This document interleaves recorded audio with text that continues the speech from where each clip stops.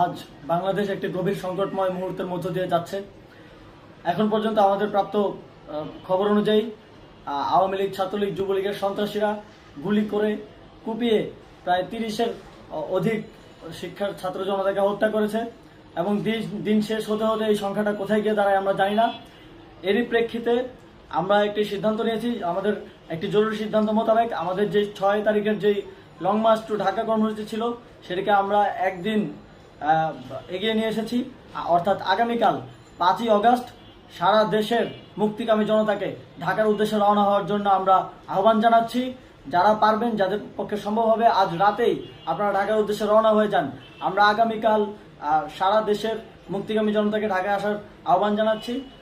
বিশেষ করে ঢাকার আশেপাশে যে জেলাগুলো আছে আপনারা দায়িত্ব নিয়ে মসজিদের মাইকে ঘোষণা দিয়ে যাদেরকে পাবেন সবাইকে নিয়ে ঢাকার উদ্দেশ্যে রওনা হন।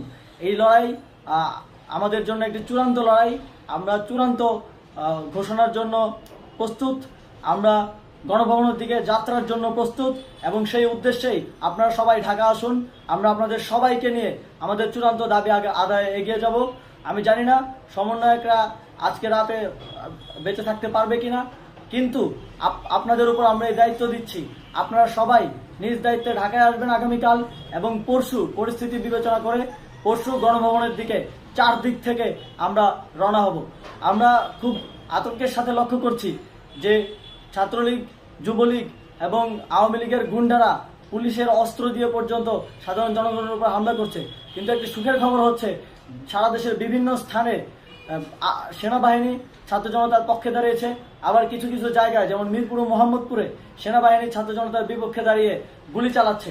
আমরা সেনাবাহিনীর প্রতি আহ্বান জানাতে চাই, আপনারা এদেশের নাগরিক এবং আপনারা এদেশের নিরাপত্তার দায়িত্বে আছেন, এদেশের জনগণের যানবাহনের নিরাপত্তার দায়িত্বে আছেন। আপনারা দেশের পক্ষে এবং দেশের জনগণের জন্য কাজ করবেন। কোনো খুনি সরকারের জন্য, কোনো খুনি রাজনৈতিক দলের জন্য কাজ করবেন না। এটি এদেশের জনগণ আপনাদের থেকে প্রত্যাশা করে। আমাদের এই আন্দোলনে সম্পূর্ণ সমর্থন দিয়ে হয় নিরপেক্ষ থাকুন অথবা এই খুনি বাহিনীকে, সরকারের খুনি বাহিনীকে প্রতিহত করুন, তাদেরকে যথাযথ শাস্তির আওতায় নিয়ে আসুন।